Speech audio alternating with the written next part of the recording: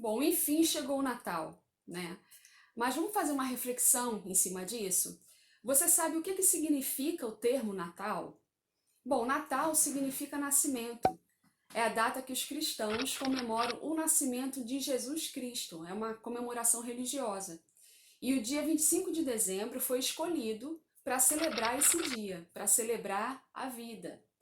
Então, para essa comemoração, naquela época, era preparadas bastante comida, muita comida, e eram compostas por diversos pratos. Então, essa tradição foi se espalhando pelo mundo e cada região foi acrescentando a sua particularidade local.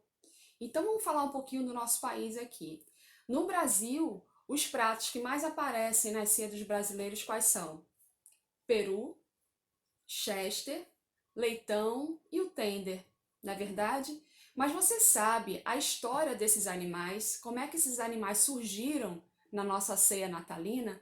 Por que que o consumo deles é tão grande durante o Natal? Vamos pensar um pouquinho sobre isso. Veja só, o Peru. O Peru, na verdade, o consumo dele se iniciou como uma tradição dos índios norte-americanos. Eles serviam o peru para comemorar a primeira colheita da estação e considerava o peru, essa ave, um símbolo de fartura, por ele ser uma ave grande capaz de alimentar muitas pessoas. Então, para aquela época, isso era muito importante, né? Era questão de sobrevivência.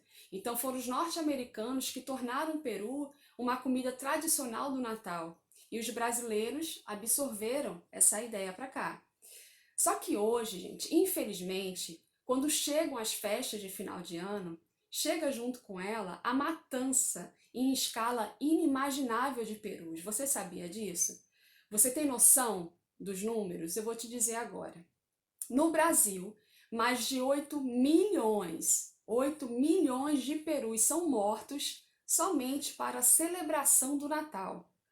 Então, geralmente um peru, ele viveria 10 anos na natureza.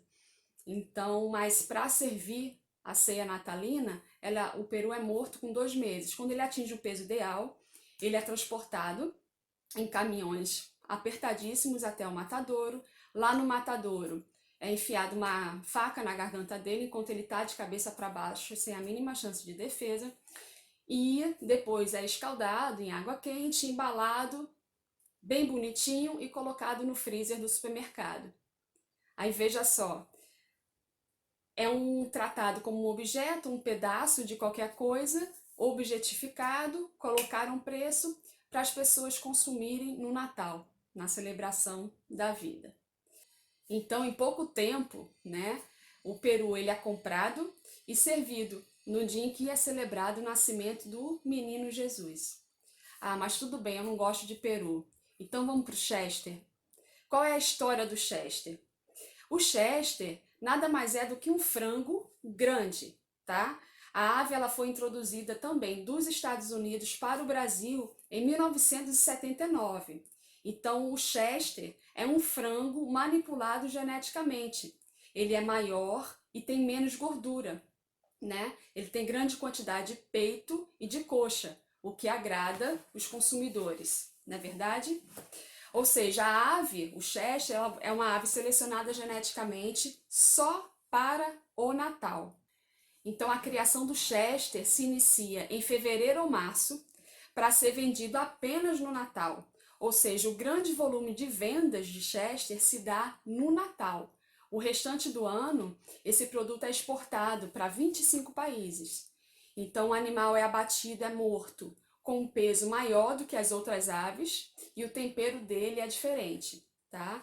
E o nome Chester também, até uma observação, é uma marca registrada de uma empresa, tá? Outras empresas só podem usar o nome animal natalino.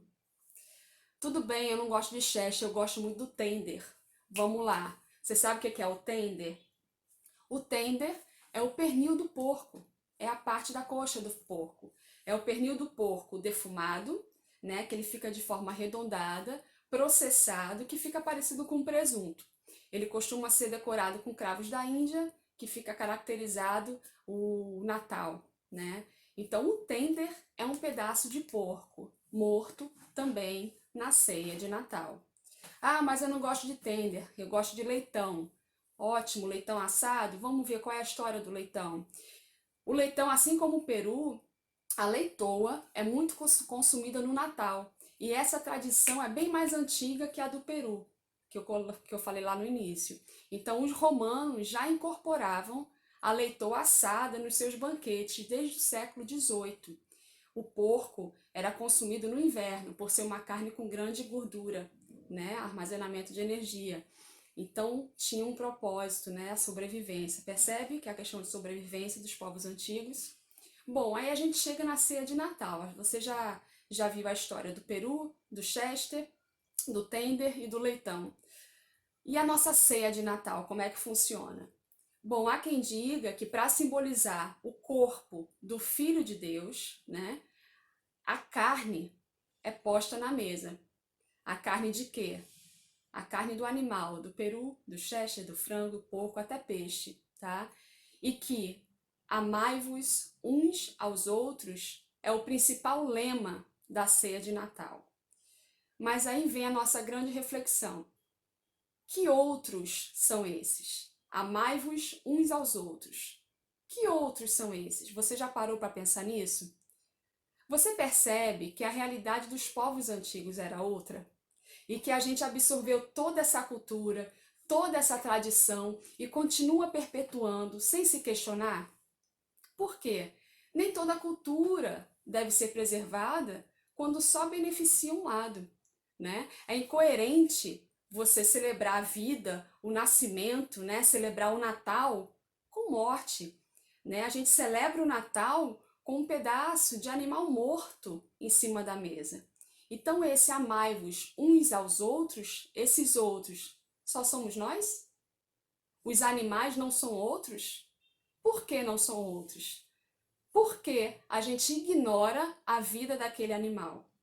É essa reflexão que a gente tem que trazer para o Natal. Os tempos são outros. A gente não deve seguir padrões antigos que ferem a dignidade e a vida de outros seres. Isso está errado. É justo pregar o amor ao próximo, a fraternidade na ceia de Natal, sendo que você não teve amor algum por aquele animal que está ali morto na sua mesa? Aquele animal sofreu, sentiu medo, foi torturado, explorado e morto. Isso é justo? Então para pensar um pouquinho e perceba como essa reflexão faz sentido. Se desarme. Perceba que essa reflexão faz muito sentido.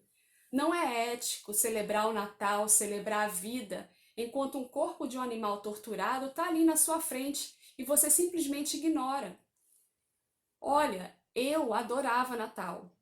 Gosto ainda. Mas eu adorava o momento da ceia de Natal. Porque eu adorava comer chester. Eu adorava. Ficava contando as horas. Porque eu não percebia que aquilo era um bicho morto. Eu só ligava que aquilo era um produto qualquer. Hoje eu não consigo ver de forma diferente. E eu quero que você perceba isso também.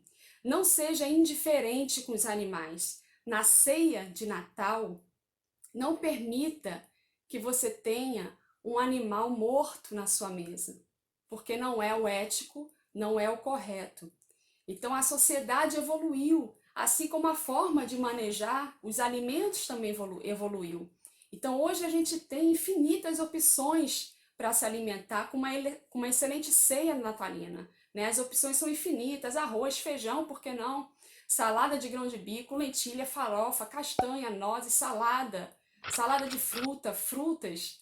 Então, gente, o Natal precisa ser feliz para todos, não só para mim, não só para você. Todos inclui os animais, tá? Então, o que eu desejo aqui para você é o seguinte: que o seu Natal seja muito feliz e que você poupe os animais também e que permita essa felicidade para eles também. Então, nesse Natal, tire os animais do seu prato. Permita-se, faça essa consciência. Feliz Natal!